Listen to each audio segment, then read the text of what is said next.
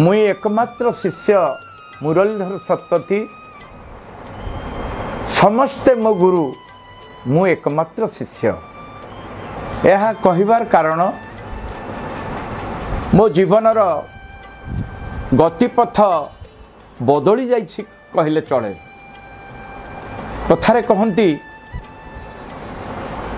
जदि दस्यु रत्नाकर हेब ताहले तमे ही वाल्मीकि ही पारिबो। दस्यु रत्नाकर नहबा पर्यंत तमे वाल्मीकिर स्वप्न देखि पारिबो नाही।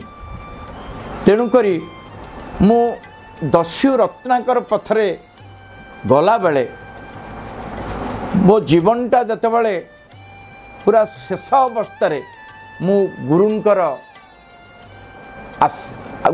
आश्रय नेली। से गुरु हेले मोर ज्ञान आसिला पर मु जानिली गुरु नहले मनीष केबे बंची पारिबो नाही। जीवन रे बंचिबा को हेले आमको तीनिटी गुरु दरकार। गोटे गुरु हेले माँ आ माटी रु आकाश पर्यंत जहाँकर कोल व्यापी से हेले आमर माँ जन्मदात्री माँ।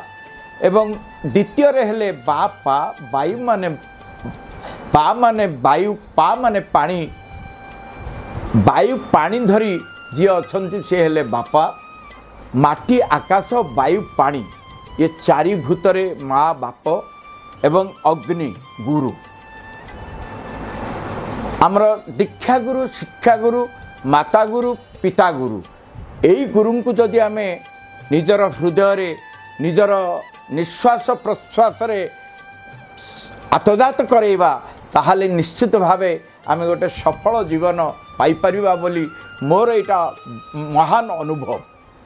आज यही पवित्र संसार रे मु जानिबारे जने जदि गोटे भल मनीष हवा को चिंता करिबा ताहले हमको गुरु नित्यांत आवश्यक एवं दीक्षा गुरु गोटे नित्यांत आवश्यक।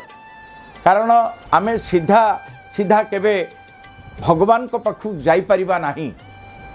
भगवान को पाखु जीवा को हेले हमको सीढ़ी दरकार। से सीढ़ी हेले गुरु।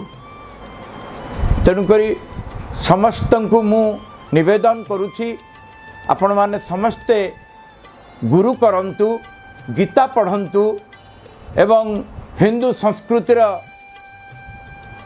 जो प्रकृत रे गीता गीता ही गीता को भी गुरु करंतु। देखिए आपण निश्चित एक सफल जीवन यापन करि परिबे।